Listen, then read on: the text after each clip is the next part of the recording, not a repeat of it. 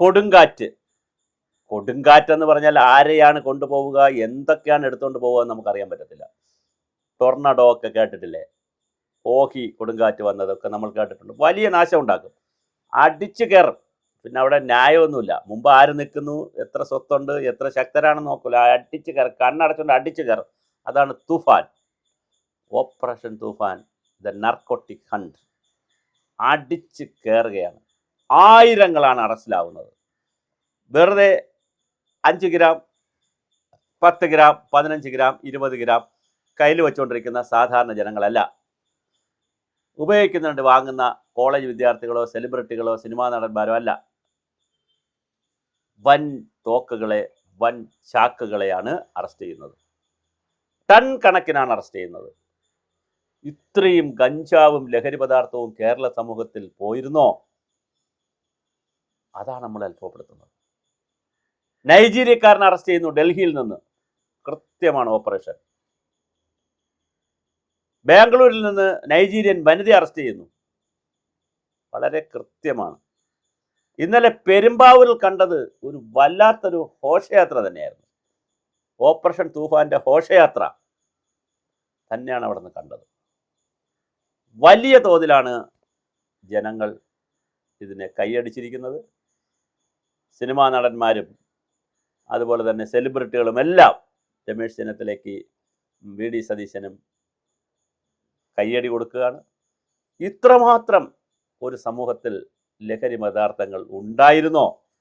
ഇതായിരുന്നു ഇവിടുത്തെ യുവതലമുറയെ നശിപ്പിക്കുന്നത്. മദ്യവും ലഹരിയുമാണ് നശിപ്പിക്കുന്നത് എന്നുള്ളത് വളരെ കൃത്യമാണ്, വളരെ മോശമാണ്. എന്തായാലും കൊള്ളാം, വളരെ രസകരമാണ്, മോശമാണ് ഈ കാര്യങ്ങൾ. കേരളത്തിലെ വിവിധ ജില്ലകളിൽ, കോഴിക്കോട് 24 മണിക്കൂർ കൊണ്ട് 100-ലധികം കേസാണ് റിപ്പോർട്ട് ചെയ്തത്. 24 മണിക്കൂർ കൊണ്ട്.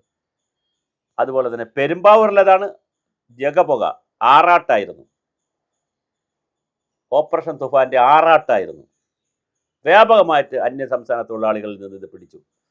ഒരാളിൻ്റെ ഒരു ബാഗ് പിടിക്കുമ്പോൾ അയാൾ പറഞ്ഞു ബാഗിൽ തുണിയാണെന്ന്. എന്നാലും നോക്കട്ടെ എന്ന് പറഞ്ഞ് നോക്കിയപ്പോൾ 5 പാക്കറ്റ്, വലിയ പാക്കറ്റാണ് ഗഞ്ചാവ് പിടിച്ചത്.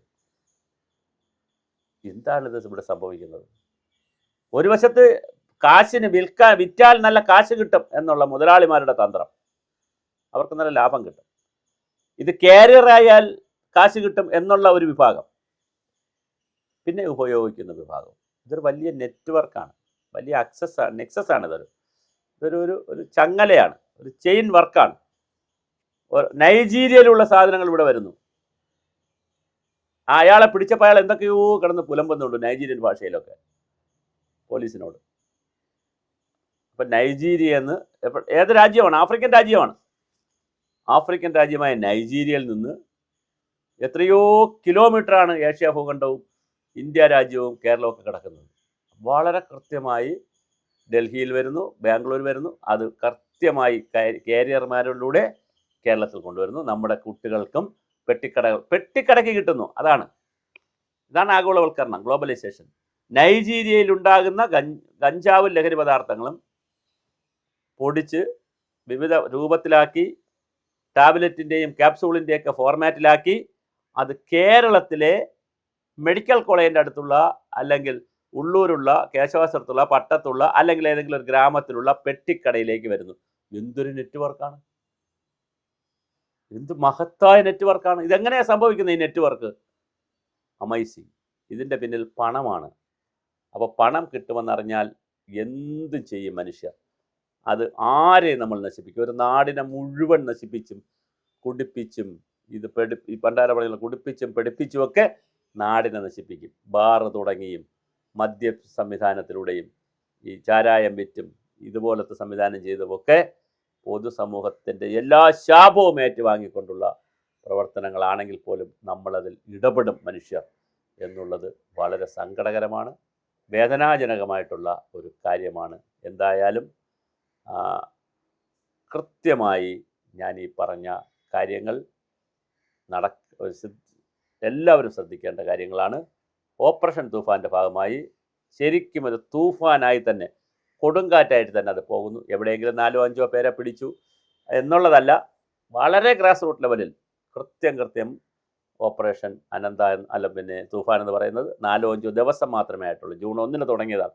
10 ദിവസത്തിനകത്ത് 10 ദിവസം ആയില്ല, 9-ാം തീയതി തന്നെ ആവുമ്പോൾ നൂറുകണക്കിന് ആയിരക്കണക്കിന് പേരെ അറസ്റ്റ് ചെയ്യുന്നു. വലിയ ഓപ്പറേഷനാണ് ഓരോ സ്ഥലത്തും നടക്കുന്നത്. അതിൽ പെരുമ്പാവൂർ ഓപ്പറേഷൻ, കോഴിക്കോട്ടെ ഓപ്പറേഷനൊക്കെ വളരെ വലിയ രീതിയിലാണ് കേരളത്തിൽ സംഭവിച്ചുകൊണ്ടിരിക്കുന്നത്. അതുകൊണ്ട് തന്നെ രമേശ് ചെന്നിത്തലയ്ക്കും ഇതിനൊക്കെ നേതൃത്വം കൊടുക്കുന്ന ടീം ക്യാപ്റ്റൻ എന്നുള്ള നിലയിൽ പി ഡി സതീശനും ഒരു ബിഗ് സല്യൂട്ട്.